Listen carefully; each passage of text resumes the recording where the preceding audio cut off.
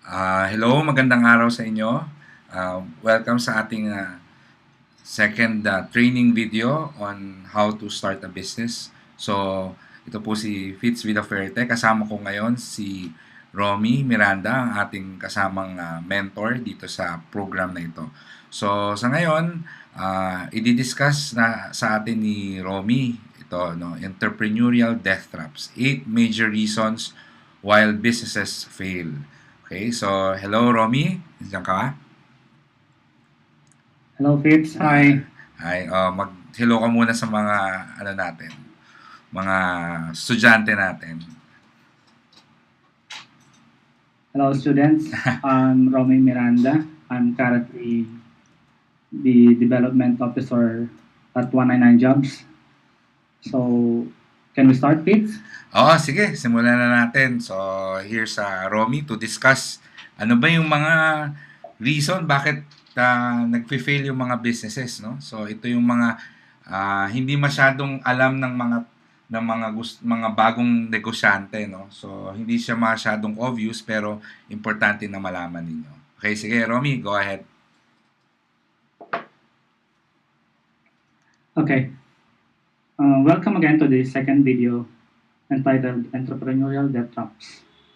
Pagkatapos ng palalaman natin bakit kailangan natin i-avoid ang mga major reasons na ito, you can actually learn this by doing the mistakes if you prefer to, but of course, they're saying that learning from other people's mistakes saves you a lot of money and headaches.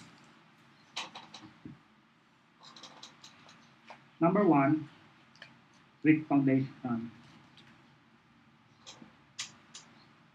Kahit anong structures must have a strong foundation, even big trees. As you notice on the graphics, reverse pyramid siya. The real pyramid in Egypt is still standing after so many thousands of years because of the strong foundation. So, parehas lang din ito ng pagbi-business. Your foundation must not be weak. Under this, yung lack of education on how to run business. Maraming tao ngayon na mag-jump na lang into business without giving regards to education. Hindi natin pinag-uusapan dito yung schooling. It's about educating yourself on what you're getting into. Pwede ka magbasa ng books, attend business seminars, etc.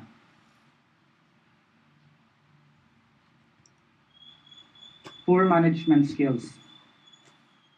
You have the right team, pero hindi mo alam kung paano sila i-manage. Then, problema yon.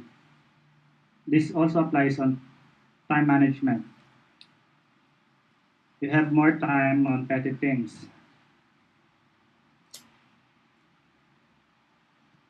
Poor on thought processing.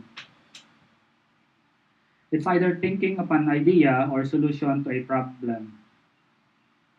You keep missing the point. That's why you have a weak foundation.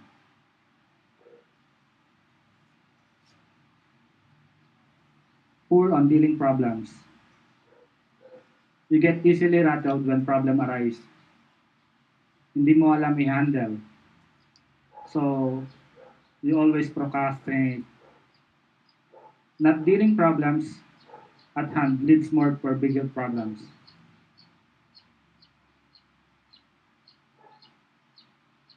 Number two, partnering with the wrong people. This is not good. The bad and ugly thing, it only means that you're not really a good fit as a team. Ito yung mga example, same skill sets. As much as possible, do not partner with people that have the same expertise as yours. Kunwari, web developer ka, and then maghanap ka ng another web developer. So, you're just duplicating yourself. If your forte is to develop a product and not selling the products, then you must look for a good partner that as a salesperson. It's just like a group of scientists team up for a better mousetrap, and then when it was finished, nobody's selling it. So sayang.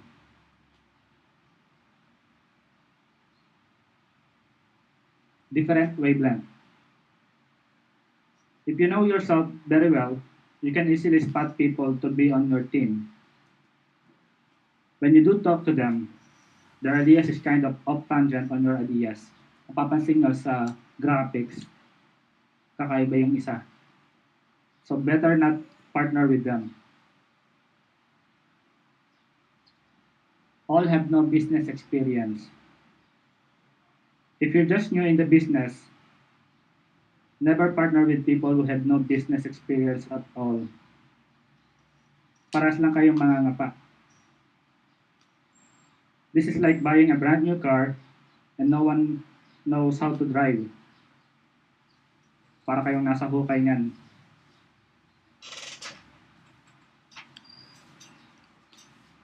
You're the smartest person in the room. So you're partnering with the average Joe so you can lead the way. This is a disaster in the making. Make sure that everyone have their own expertise check. Essential ito. Because when encountering problems, as long term planning, kailangan may kanya-kanya kayong expertise. Going to number 3, being too emotional in doing business. So you found a powerhouse team, but don't get too emotional. Especially pag nag-incorporate na kayo. Otherwise, you will find yourself and others have their own pathway. Ano yung mga example na ito? Number 1, 50-50 partnership. This is one classic example. You partnered with the best friend or close relatives and thought that the right thing to do is sharing o hating kapatid. But what if a problem arises and you have different solution? Sino magde-decide? Lagi kayong tabla. Pwede kayo mag-toss coin. Pero baka sasama ang loob kapag natalo yung isa. So it's a problem with another problem. Next is the same thing. Kapag incorporate na yun, 5 tao kayo, at 20% kayo lahat.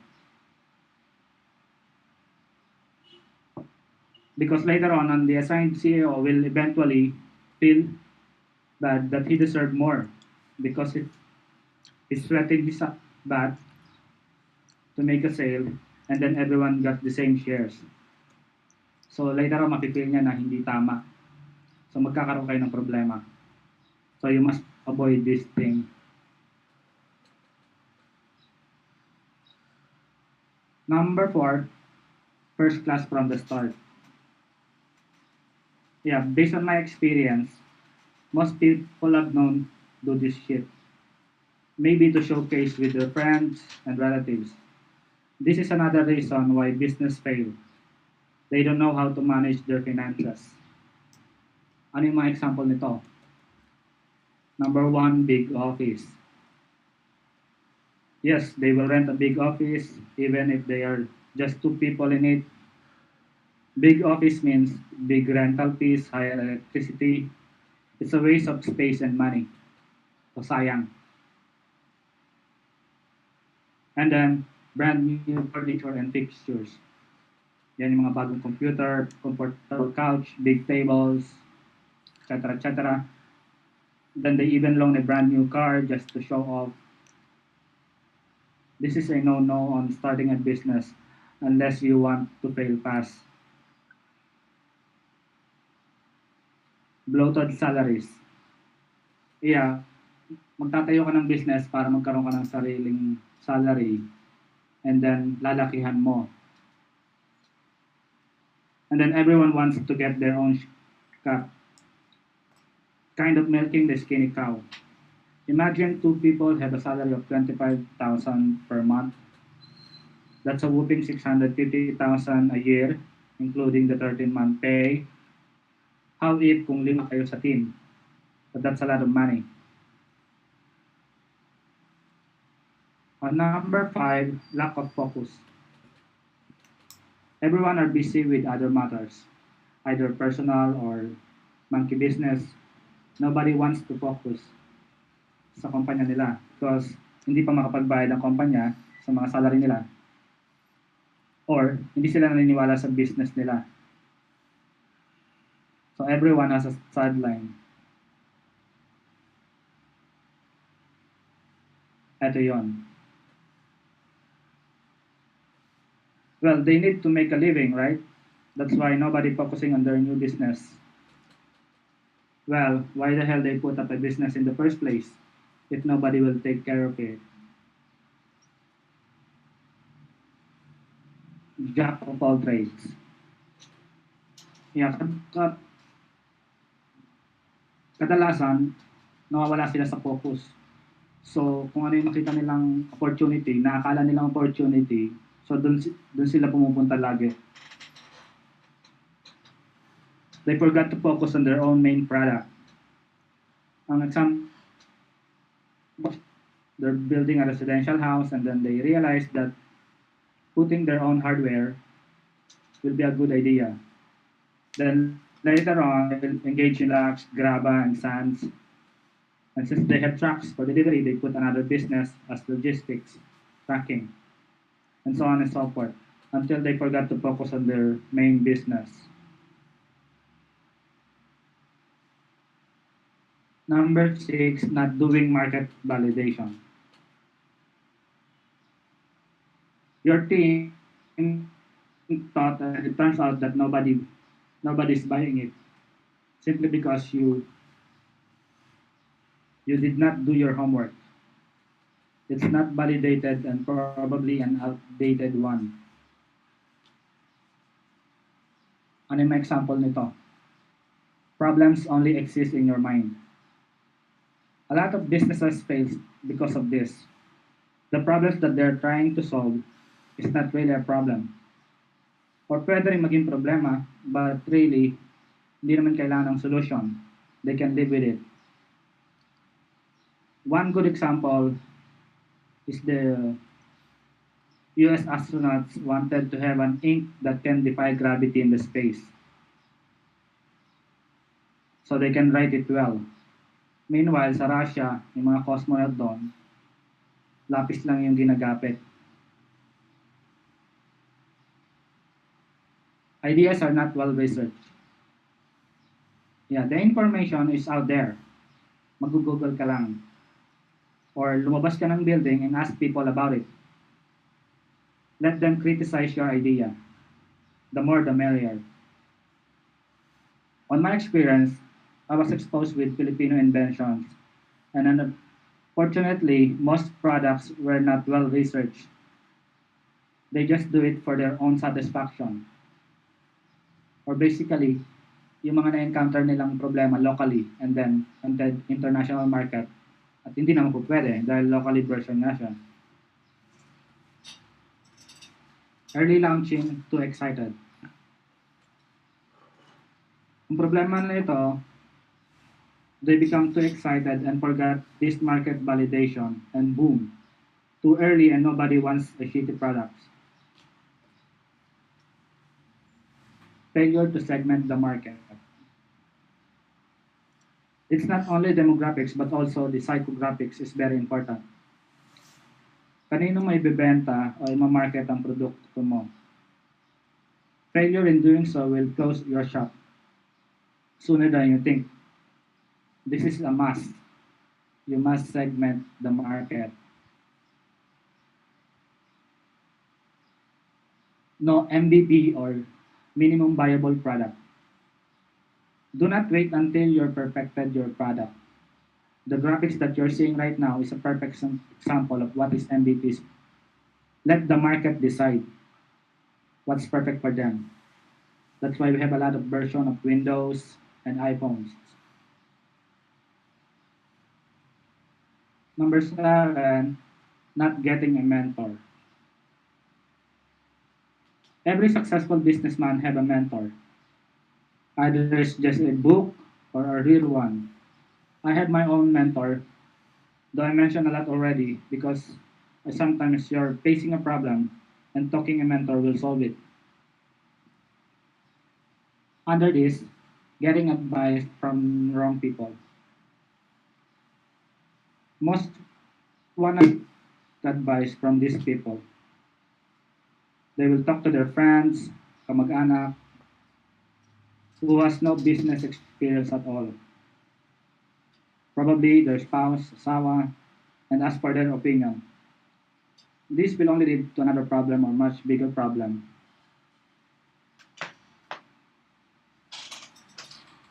Decision is based on unsolicited advice.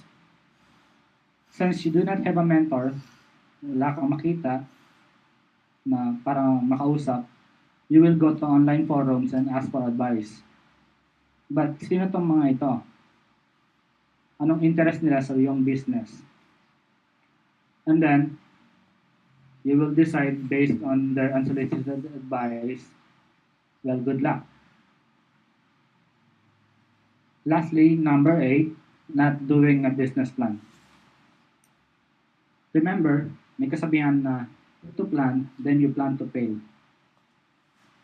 Hindi mo naman kailangan ng full-blown business plan at the start. 3 to 5 pages will do initially. Not knowing where to start. If you do not have a business plan, then you don't know if it is a trap door or a door to heaven. What are the opportunities on each door?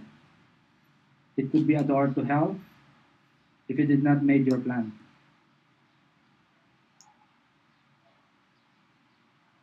Don't know what stage you're in. You don't know what to do next because you failed to plan.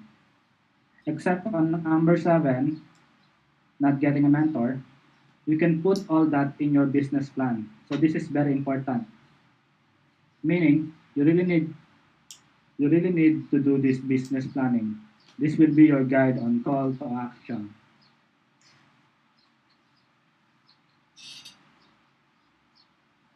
So going back,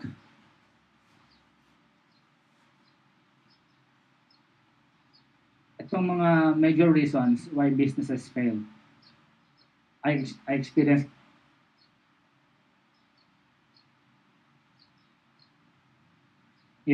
so number 1 dapat maganda ang foundation mo. Dito yung mag-aaral ka, continuous learning. Basa ka ng mga libro about management skills, attend business seminars or like this business webinar. And then yung thought processing mo, dapat maging sharp siya. Just practice it. Dealing with problems, kailangan agad-agad ma-deal mo siya. Huwag ka magpo-procrastinate. Then, partnering with the wrong people. So, look for the right people, obviously. Huwag maghanap ng parehas kayong skills. Different wavelength. So, maghanap kayo ng may mga business experience kung wala kayong business experience at all na mapapartneran nyo. So, don't get jackass. Ikaw lagi yung smartest person in the room, ikaw lagi magde-decide. So, ba't ka pa nakipag-partner kung ikaw lagi ang magaling?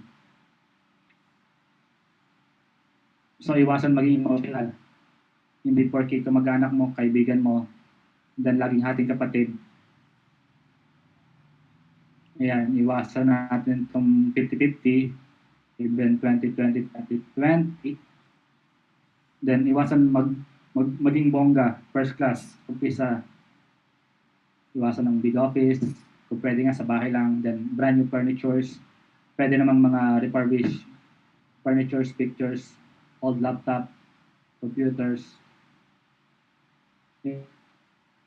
Kumuha mo na ng maliit na salary or allowances.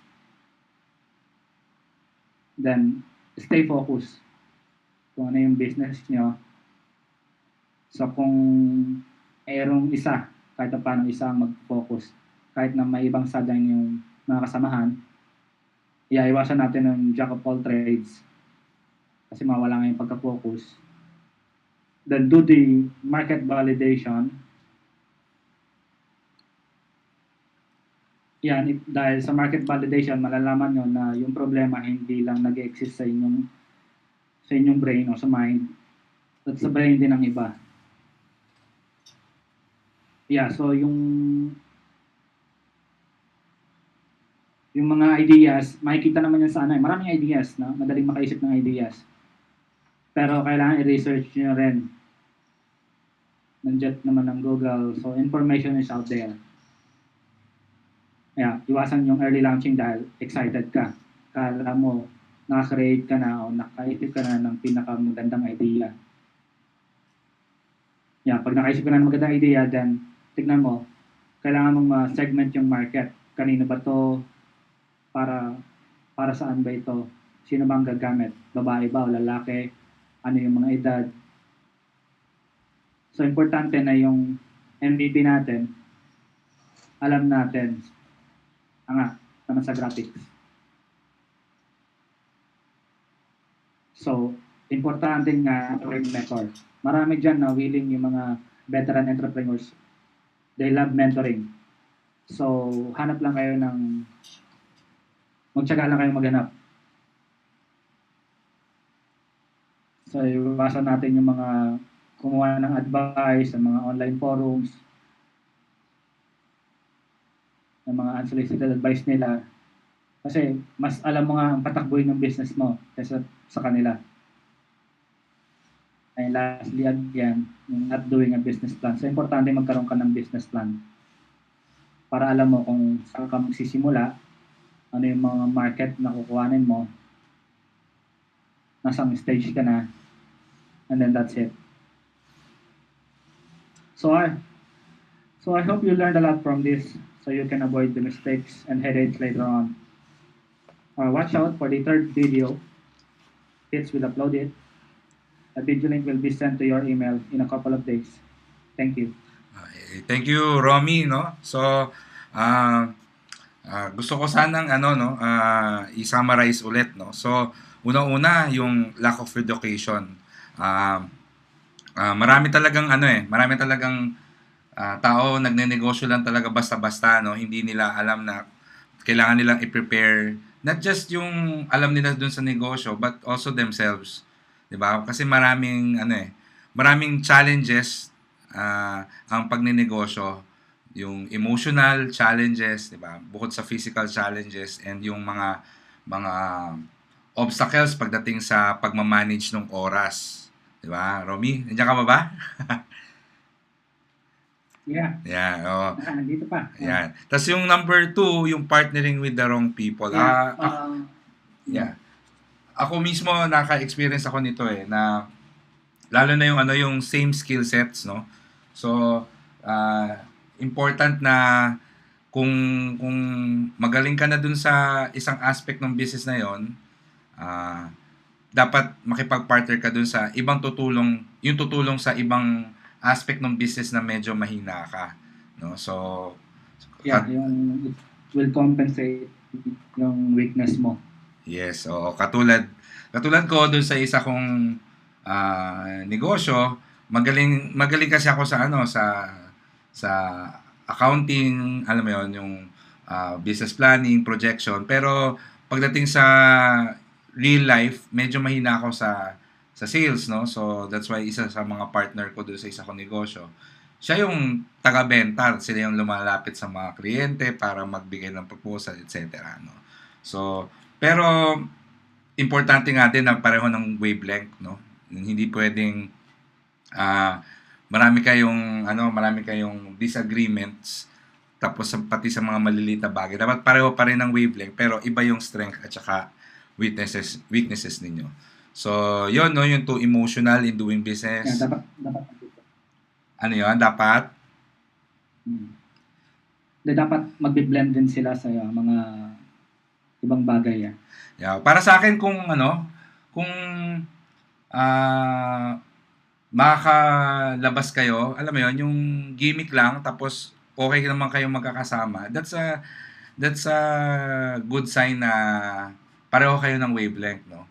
Pero yun nga, pagdating sa negosyo, dapat yun yung number 3 natin, hindi masyadong emotional, no? At sabi nga nila, trabaho lang, walang Yeah. personalan, no? Minsan talaga, sa negosyo, meron kayong kanya-kanyang role. So, pag yung isa is, sabihin natin na napagsabihan ka na mali yung ginagawa mo, wag nyong mamasamain kasi negosyo lang naman yon. So, pagkatapos nyo sa opisina, paglabas nyo, wala na yon, magkaibigan na ulit kayo. No? So, and ito marami ako, dun sa number 4, yung first class from the start, marami din akong kilalang ganito, no? Na nagsisimula pa lang, gusto na kagad mag-rent na kagad ng magandang space, alam mo yon. Yung iba nga, sa mall kagad. Makati area. Oo, or opisina kagad sa Makati, ganyan, no? So, sayang kasi yung pera na gagastusin. Sana nagamit mo na lang yung pera sa sales or mag-research para i-improve yung produkto. Hindi mo kailangan kagad na brand new kagad yung laptop mo or yung opisina mo sobrang ganda kagad, no? So, yon. Number 5 natin is lack of focus. Dapat ma-realize nila na pag magnenegosyo ka, kailangan meron kang dedicated time, no? Na yun yung aasikasuhin mo. Hindi siya kung kailan ka lang may libreng oras, doon mo lang gagawin yung negosyo. Kailangan committed ka. Okay? So, number 6, not doing market validation. So, ito, marami akong kilala, may naisip silang business idea, gagawin nila, pero hindi nila tinatanong yung potential customers nila kung bibilin ba nila yung ganitong produkto, no? So, kasi para sa kanila, convinced na kagad sila sa sarili nila na magandang produkto, pero hindi nila titingnan kung meron bang bibili niyan, no? Minsan kasi yun yung mahirap tanggapin na feeling mo talaga maganda yung produkto mo, pero pag binenta mo na, walang ano, no? So, sa umpisa pa lang, kasama yon sa pagnenegosyo. Tatanungin mo yung target customers mo na, okay ba tong ganito? Sa tingin mo ba, bibili ka pag may ganitong produkto? So, which leads us dun sa number 7, no? Yung getting a mentor. Kailangan, meron ka talagang uh, at least nakakausap tungkol sa negosyo mo. And marami nga sa mga Pinoy ngayon, online nagtatanong, no, na sa Facebook or sa mga online forums. Although wala namang masama sa pagtatanong, pero you always have to remember na sino ba yung sumasagot. Okay? Karamihan dyan, mga hindi rin mga negosyante, mga empleyado lang naman. Pero kung makasagot, kala mo sobrang expert, no? So, you also have to know kung sino ba yung nagbibigay ng advice. Kung yung nagbibigay ng advice, alam mo namang talagang negosyante, may napatunayan na, yun, magandang pakinggan yung mga yon. Pero yung hindi mo kilala sa Facebook, nagbibigay lang ng advice, you have to check. Kunwari may nakita kang advice, feeling mo is maganda. So, before mo sundan yung advice na yon, siguro kausapin mo muna ng mas personal yung nagbigay ng advice na parang, hi, nagustuhan ko yung advice mo, no? So, I'd like to ask, anong ginagawa mo? Alam mo yon, minsan, through that, doon ka makaka-discover ng mentor, no? So, and tama yung sinabi ni Romy, usually yung mga tao na nagkaroon na ng experience sa pagninegosyo, na naging successful na sa business, a lot of them are actually very generous magbigay ng advice. Okay? So, and last, yung no business plan. Nako, isa pa yan na nakakatamad talaga gawin, no, sa pagnenegosyo, yung magsulat ng business plan. Gusto kasi nila habang mataas pa yung excitement, maggawa na kagad nila, no? So, pero kasi pag ninegosyo, hindi yan basta-basta na bara-bara kasi sayang yung pera, 'di ba? Yung kapital na ilalabas mo sayang. So, ang maganda sa business plan is at least meron kang step by step ano yung kailangan mong gawin, no? Alam mo kung saan magsisimula, ano yung kailangan mong gawin ngayon. Tapos, as the weeks and the months go by, nakikita mo kung may progress ka. Nakikita mo kung may na-accomplish ka ba. Yun. Tama ba, Romy, yung interpretation ko doon sa mga sinabi mo? Ayun.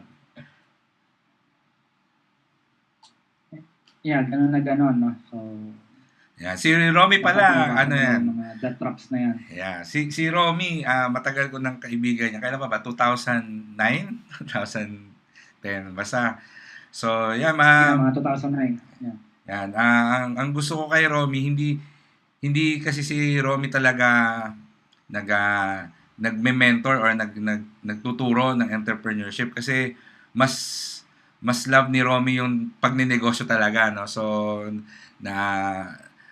siguro hindi niyo masyadong kilala si Romy, pero kasi hindi naman siya active, no, sa mga seminars, hindi yan nagtuturo masyado, pero na-convince ko lang, no, na i-share niya yung mga thoughts niya about entrepreneurship. Itong mga to na diniscuss niya sa inyo ngayon, yan usually yung mga pinag-uusapan namin kapag nagkakape kami.